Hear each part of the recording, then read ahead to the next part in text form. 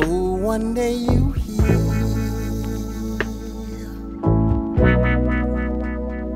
and then you're gone.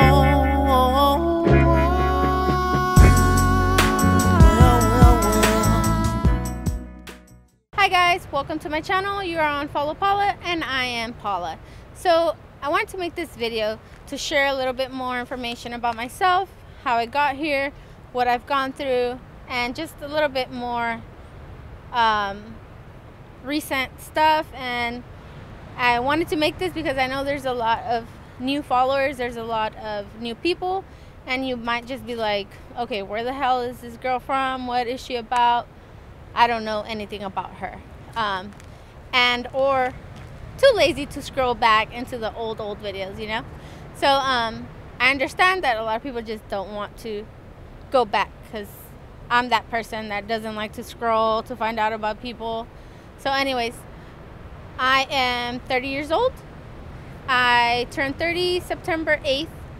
I was born in Compton, California, to parents from Mexico, so I'm first generation in the United States. I have 7 siblings. I have 4 brothers and 3 sisters, and I have a couple other brothers and sisters from my dad's previous encounters. So I have a big family, and I know a lot of Hispanics have big families, but my family is pretty big. I have lots of nieces and nephews.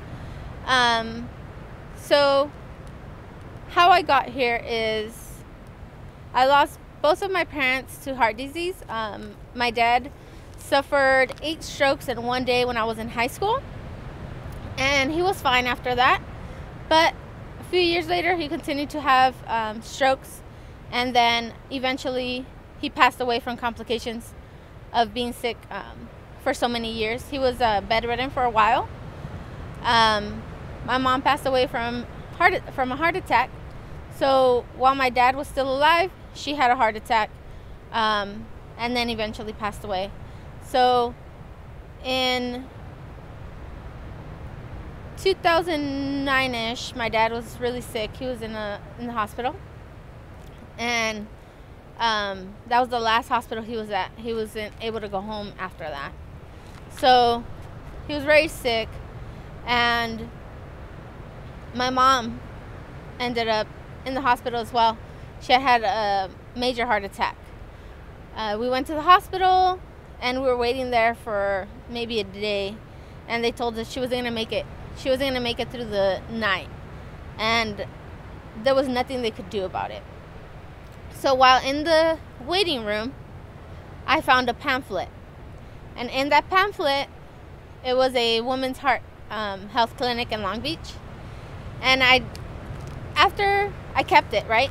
So 2010, my mom was like, you know what, I think that you should go get checked out, because although my brothers and sisters were a little overweight then, I have always been the biggest in my family.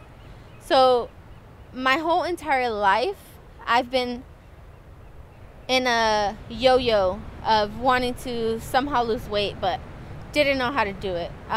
Or I was too young and I didn't care, and I never realized how big I was, because I just continued to gain weight, and you know, it was little by little. So I never realized that I was 370 pounds, and I just had no idea, because I was never treated any different. I was never bullied in school. I was happy being me, you know. So my dad is sick, my mom was sick, and she was like, I need you to go get checked, you know. I want you to check your heart, see how that is, because you are so overweight, and nobody wants to hear that. So I did have the pamphlet, and I told her, you know what, actually when you were in the hospital, I found this pamphlet. And she was like, well, how much is it? And I was like, oh, it's whatever amount. She was like, here's the money, go get checked out. as soon as possible. Do it tomorrow if you can. So that same night, me and Rick made an appointment online. And I went in. They did an EKG. They did some blood work, some glucose thing. The only thing that was wrong with me was my blood pressure was extremely, extremely high.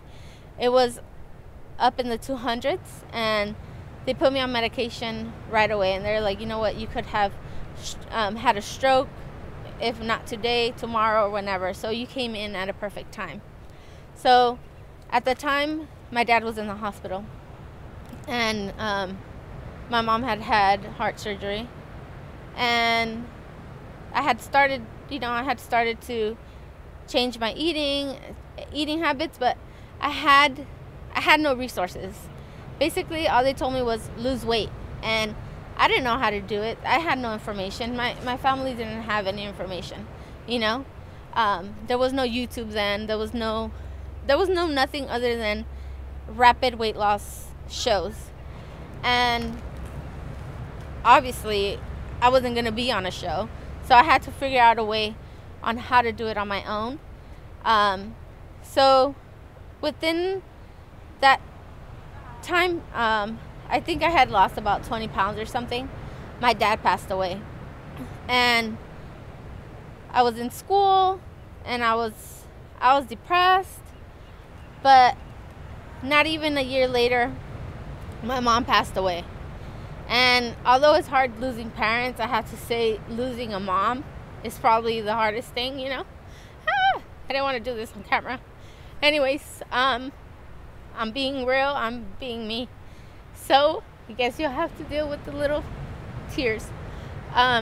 Losing a mom is like, you can never be old enough, you know. You always need a mom. And so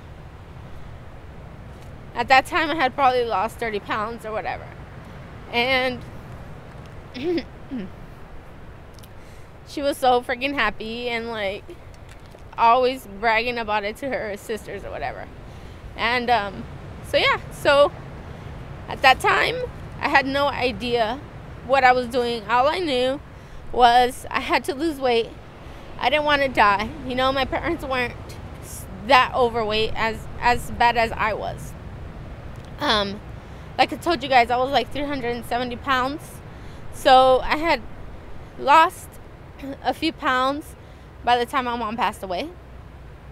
And I was like, you know what? I'm going to do this for her. And at that time, I thought 100 pounds was like so much, which it is.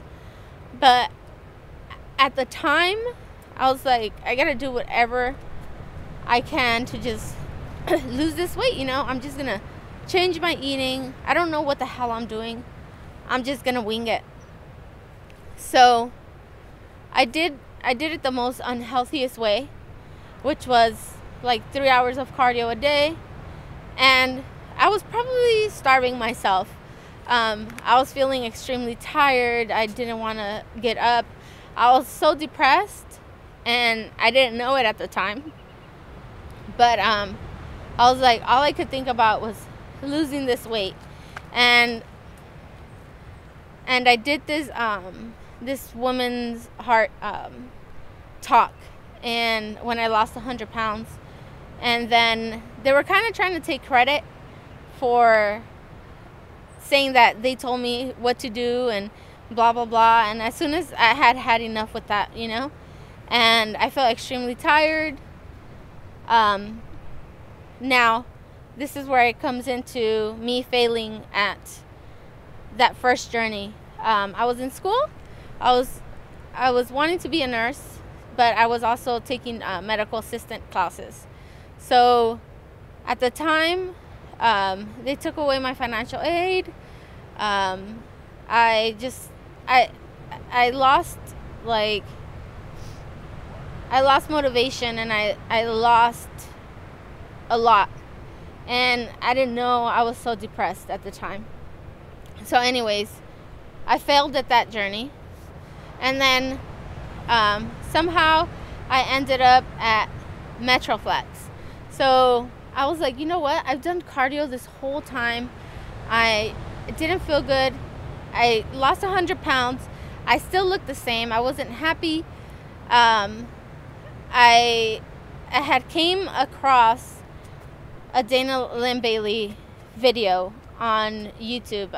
YouTube was pretty much new to me. It was Rick who was watching these things, and he showed me her, and he was like, look at this chick, she's freaking strong, blah blah blah. And I was like, dang, I want to be strong. I want to look like that. Not fully, not so muscular, you know, but I was like, I want to do weights now. I want to try it out. And we ended up at Metroflex. We ended up living in Long Beach together at that time. And I joined Metroflex, and then I met CT and got into weightlifting. And I said, you know what, screw this. I'm not doing cardio anymore. If I did do cardio, it was Zumba classes, and it was maybe twice a week, if that, maybe 3 times. I didn't have a job. We were so broke. And he, when we did find a job, you know, we started training with him or whatever. He was actually training Rick, and I just happened to be a big mouth, and he called me shit-talking Paula at the time. So I happened to be a big mouth, so he took interest and started like pushing me to lift weights. And I gained all my, basically, babe, did I gain almost all my weight back? Yeah. I can't remember. And at the time, like, if they seen CT, all he did was talk shit on videos. Yeah. So he would try to talk shit to me and you, but we just laugh and talk shit Yeah, back. yeah, because we're so used to that. And that's how he started calling you shit, Yeah. like Paula. So back then, there was no one like him on YouTube, you know. Everyone has always been so reserved on how they talk and want they want to show like this perfect appearance and whatnot. So he was keeping it real, and we liked that about him, and that is why we became friends with him. And I started weightlifting. So I gained all my weight back, but my body was changing. I looked different. I felt better. I had more energy. You can say I was probably out of my funk by that time. Yeah. But then, and we were working out like, there's a whole group of us 5 Yeah. days a week just nonstop lifting. yeah. So we're more like a group than like training. There's also videos. You guys can go watch them. Anyways, so I got out of my little funk or whatever. I was doing good, and then life happened again, and everything went to crap. School, I couldn't find a job. Our car broke down. Just it sounds like a lot of excuses, but it just happened that we weren't able to fully work out anymore, and we didn't have family to help us yeah, out. we didn't have really much help at the time. So then fast forward to now. My brother passed away in 2015. He was 35 years old, and he had turned 35 May and passed away in July. So then I was like, you know what, we gotta change things up. Like, we've learned so much from our past journeys, and what worked, what didn't work, and we need to just me and Rick were just like laying there, and we're like, we need to change something. And this is where we come into now. And you've learned a lot about nutrition in Yeah, different ways. that's what I'm saying. Like, we've learned so much from so many different people, and we just, I don't know, we were just talking about it, and we were like, I need to lose this weight. Like I had already, like, my parents passing away had already opened my eyes, but my brother passing away was a huge eye-opener, because I was like, so you mean to tell me I only have like 7 more years to live, if that, because he wasn't as big as I was. And I was like, okay, what the hell am I doing? You know, like, I need to take this more serious. And now this year I feel like this is probably the best I've done. And So we started taking it super serious January. Yeah, like we wrote down our plan, we brainstormed, we did all of that, and this has been the year we've been the most successful, not just in weight loss but in life itself. We are like totally just changing our lives around.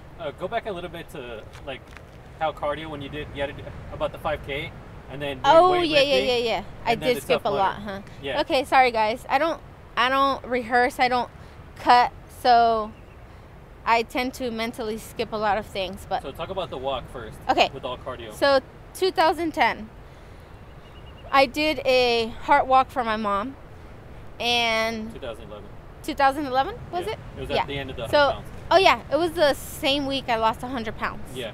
Okay, so I did the walk, and it was only a 5K, meaning 3 miles. Yeah, like 3.5 miles. I was dying, and it was just walking. We just walked in a big circle at the Irvine Park, great park, and I was dying. Like, let me tell you, dying. And then that was extremely hard, and that was in the all cardio, probably starvation, and then fast forward to 2000. When did I do the Tough Mudder? 2014. So 2013, I was super into weightlifting, and I had pretty good nutrition. So the owner of Metroflex, Eddie, was like, you know what? You're like strong and stuff, and I feel that mentally you could grow so much more if you tried this Tough Mudder out. And he was like, so it's super fun, blah blah blah. He made it sound like it was a freaking walk in the park, right? How many miles was it? That was 13 miles. Yeah, 13.5. 13.5 miles, Tough Mudder, and not just miles, but also obstacle courses. So I did it. I didn't quit. There's a video, so if you want to go watch it for yourself. B-roll. Yeah. So go watch that. It's gonna be on right now. Okay. So now, before I bought the tickets, I was like, let me look this up. Can a big girl do this? Has a big girl done this? I was searching and searching and searching. And finished it. Yeah, and I could not find anything. And I told Rick, okay, I guess we'll be the guinea pigs. I guess it's going to be us who's going to put this out there, who's going to film it, you know? So the tickets were extremely expensive. Thank goodness for my brothers. My brother Sergio, my brother Juan, my two oldest brothers, they're like, if you really want to do it, like, I'll pay for it. And I was like, yes. So they paid for my tickets, and I did it, you know. Whose camera was it? The boxing guy. Oh, it was Kyle's. Yeah. Okay. We did boxing So too. I used to do boxing with Kyle at Metroflex, and he was like, oh, I'll let you guys use my camera. I was like, oh, okay. He was like, it's a water resistant. And I was like, yes. So my brothers paid for the tickets. He came through with the camera. There was no turning back once we bought those tickets. We got there. How was the and training? Because it was like a cross between cardio and weights with like sleds and stuff. No, actually, we didn't do much of that. We did a little bit, but not as much as getting to the Spartan. That's a different. We'll get there. So, anyways, Tough Mudder. We get there, and we're all waiting in this little spot, you know, to start the race. And guess what's the first thing? Climbing up a freaking wall. And I was like, great. There's a wall, and we haven't even started. So I was like, F my life. So luckily, Rick and some other strangers helped me. Like, they boosted me, and whoop, I went flying over that wall. But anyway, so it was super hard. I wanted to quit so many times. And like I said, if you watch the video, you will see me probably freaking crying, all kinds of cussing. I was a mess. But I have to say, I met a few good people there that were complete strangers and helped me out. I'm still friends with two girls on Facebook. And I was their inspiration to do the Tough Mudder. On the mountain, the steep one, when we were climbing it. Oh yeah. They tried to save you. So, the rescue people came up, and because I was like one of the last ones. No, we were the last ones. Yeah, we were the last ones. But no, there was some people still down at the bottom. Oh. But up in this hill, we were the last ones, and they're like, it's getting late, blah blah blah. Do you need us to save you? Like, take you back down, because it was very like you would climb and it would start falling and you'd start falling too, and it was super high. So anyways, I was like, no, I don't need your help. I'm gonna finish this, because I said I was gonna finish it. So sure enough, I finished it. Had one of the girls was like, you know what, I've never seen like a big girl doing it. She was like, if you can do it, so can I. And she did it, and she continues to do them. That was the only one I did. And then, so that's when my journey started going good. Then fast forward to the Spartan. I did a Spartan in what, 2015, 16? Almost into 16. Yeah. It was like super close to it. Yeah. So anyway, so I did a Spartan. That I learned a lot of different training for that one. I did sled runs and all of that. You can go back and watch it. Then Rick and I had another little slip on the road. We basically ended up homeless, and we were like, you have to sleep on people's freaking floor. We were sleeping on the floor in the living room. It's hard to share all this stuff without like getting emotional. Anyways, so we ended up homeless. And just, you can have a job. You can have a job and still end up homeless. Rick had lost his job. My job wasn't paying enough, I couldn't find anything in the medical field for what I went to school in. They just wanted too much years of experience, and I didn't have it. Nobody wanted to give me the time, and basically we just kept pushing. And fast forward to meeting Maria, we ended up working out together, moved in together. Fast forward to now, we're doing a lot better. Our journey has just totally changed. We've been extremely successful at figuring out the best method to our weight loss, and dealing with tough situations. And just mentally growing and just changing overall. So that's fast forward into now. And what else do I want to say? I mean, we're about to start a new journey. Yeah, we're gonna just totally start. I'm getting weird because I'm kind of weird with people around. But anyways, it's getting dark.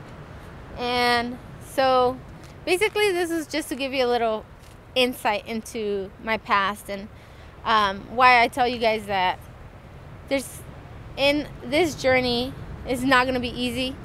And I'm not saying you're going to go through the tough things that we went through that made us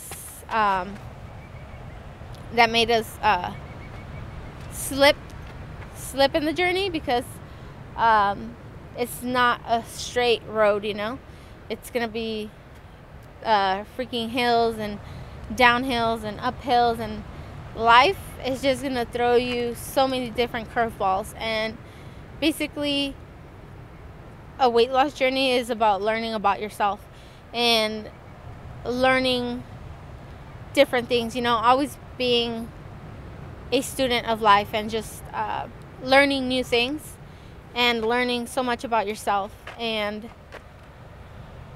it's not gonna be like what you see on TV, and you're just gonna lose 100 pounds and live happily ever after. Like, it's not gonna work that way. Yeah, because you never see these people after the show. Yeah, you don't see their lives after the show. You don't see the real truth. You don't see the real person. And basically, I wanted to do this video so that you guys can maybe relate, maybe understand me a little bit more on why I'm so, like, I don't hold back and I say the truth, because there's so many when we started liars out weightlifting, there. how many people that were like Women? bigger women in the weight area? 0. There was no one that was like me. There was no one out there. And I'm not like making this up. And we're not talking about like people in powerlifting, like specific like gyms. Specific, just like a Joe Schmo girl version. There was no one out there. And as you can see, like, my Tough Mudder video was pretty popular with overweight people, because there was no videos on overweight people doing that Tough Mudder. What else? Or the Spartan. There was not really. Well, by that time, some people had started doing them. Yeah. Like men mostly. Yeah, men, but not women. And I just wanted to share more about, like, my background and how I got here, what made me start a weight loss journey, and why I decided to publicize it. And it's because there was no one like me out there, you know. And I wish I would have had someone to share the truth about weight loss, you know. It wasn't for attention. It was because she couldn't find anybody, and then she was trying to help people not have to deal with the same situation. Exactly. Which is why she helps people now. It wasn't even fully my idea. People were just like, you know, like, maybe you should share your story. Maybe you opening yourself up will help someone else, and help other people, like, start their own journey. And sure enough, there's a lot of people out there who I have helped and who send me messages all the time. And yeah, basically that's about it. And you've been keeping it 100. I've been keeping it 100% real with you guys. That's the only way I can be. I don't know any other way than to be real, you know. Like my parents always said, if you can't help someone, don't hurt them. So if you ever hear me talking crap about, oh, that 15% code and lying to people, like, it's because I'm, like, emotionally invested in helping people, that I hate to see people being lied to. And it's not like you've never taken any supplements. Yeah, I've taken supplements in the past that obviously didn't work, because ultimately it just lies on nutrition and your workouts. And yeah, I don't know what else to say. So hopefully this was enough information to tell you about myself, and how when I tell you guys I've been on multiple journeys, it's because I've been on multiple journeys, not just on weight loss, but in life. And finally, this is the 3rd journey. And you know what they say, 3rd time's the charm. So yeah, for sure. That's why I have been documenting it since the beginning of the year.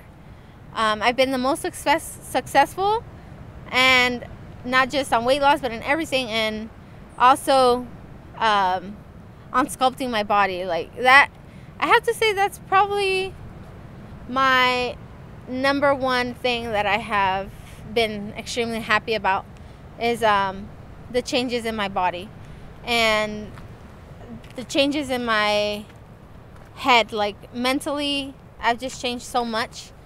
And yeah, I'll talk more about different things. Okay guys, so I will make a little bit more detailed videos. The camera cuts off at 30 minutes. Yeah, it cuts off at 30 minutes, but I'll make a few more videos to detail these journeys, you know, that I've told you about, and how mentally I was able to grow.